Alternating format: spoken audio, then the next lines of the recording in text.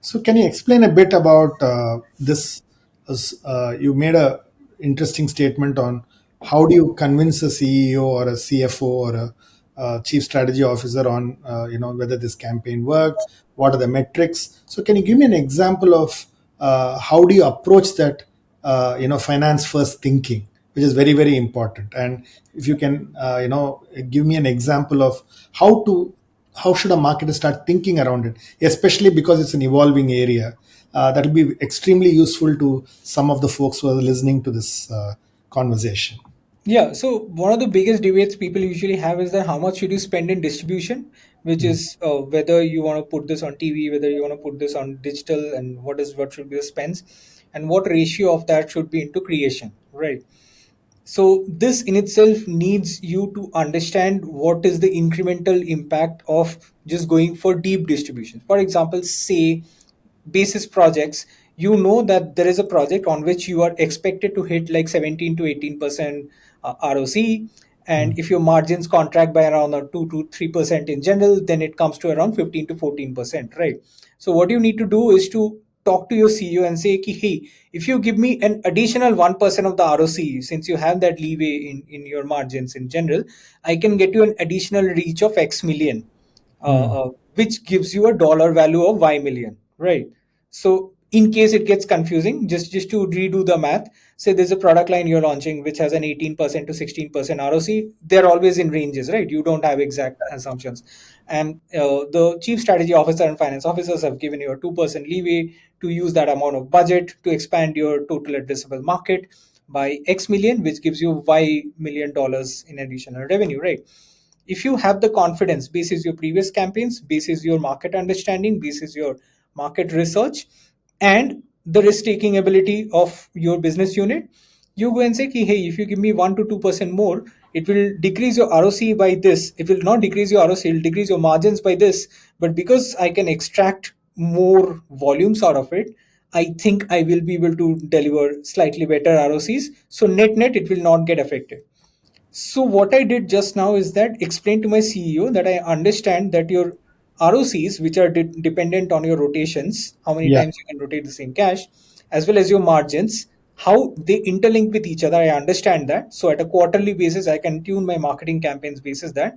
Second, I do understand that if I crack open a new market, what sort of incremental revenues that I Mm. can bring in, even though they may not be margin accretive. Margin accretive is that when you go into a new category, they don't give you the same No, amount of margins. A correct. very easy example is Netflix Mobile. Netflix Mobile is at 149, 199. It's not the same margins for Netflix as you do on a 4K plan, which is like 849, right? Different margins. But you get that new consumer, you get the volumes in, right? So, very easy examples. But once you speak in this language to your CEO, now you have a conversation going, right? Mm. Previously, you would go and say, sir, can I get this India's biggest superstar into the game or into your product or into your brand? He or she will unlock this many rural markets for you, this many tier three, and this many SACs for you, and hence your brand will be known.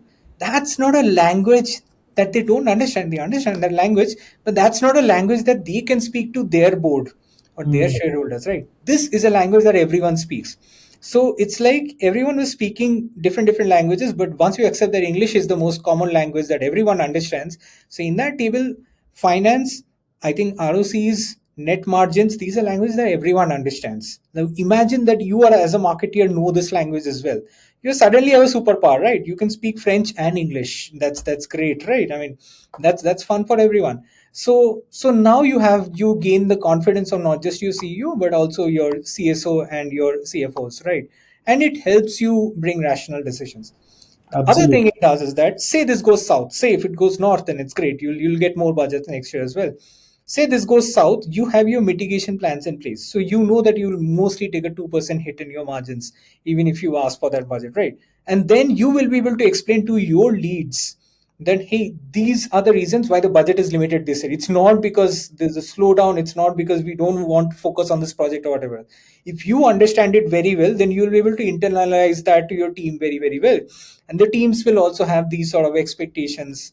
And what it does is that over a period of time, you build this series of cases, and your company becomes so rich with these beautiful case studies through the years Like ours is a very new company, but for if you've been working for a period or a decade or whatever it is, these cases help you fine tune the predictability of your revenues and the Mm. predictability of your marketing impact very, very well. Otherwise, you'll always have these discussions after an IPO. After an IPL, there a CEO comes out and says, "IPL में इतना पैसा खर्च किया क्या हुआ?" Like, Mm. you don't want to get into those conversations. You need more strong and then legitimate conversations to gain the confidence of everyone in the room. So that's where I see the future of marketing being headed.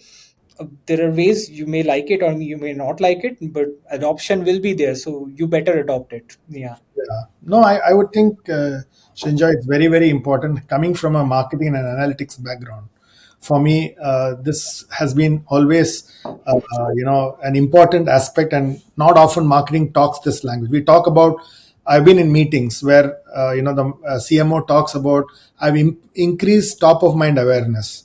But the CEO will say, but my market share has not increased. Okay, so then if you give me a metric which says top of mind awareness has increased but the market share has not increased, which is a resultant of revenue coming into the company, the marketer does not get the respect of the board, right? So therefore, what is important from what you are telling me is that it's critical to look at return on marketing investment, look at margins, look at return on capital employed, look at return on marketing investments in terms of different distributions, how are your margins spread across your products. It's very, very important to talk that language because it has got implications on valuations, it's got implication on the scale what you are doing, and that I think is very critical for marketers to learn, right? That's really what you are saying. Yeah, and you can see that people are noticing it, right? So I think even in the VC ecosystem, you can see that profitability suddenly is the buzzword compared to top line growth and all. So these things move in cycles. I think these are just market cycles. I think we are headed towards a market cycle where it is important to have in-depth understanding of finance also, in addition to marketing, because that's what gives you an edge. Otherwise, there's too many CMOs running around in the country with very little understanding of how finance works, and hence it finds it very difficult to reconcile with the top folks whenever you get into discussions with them. Great.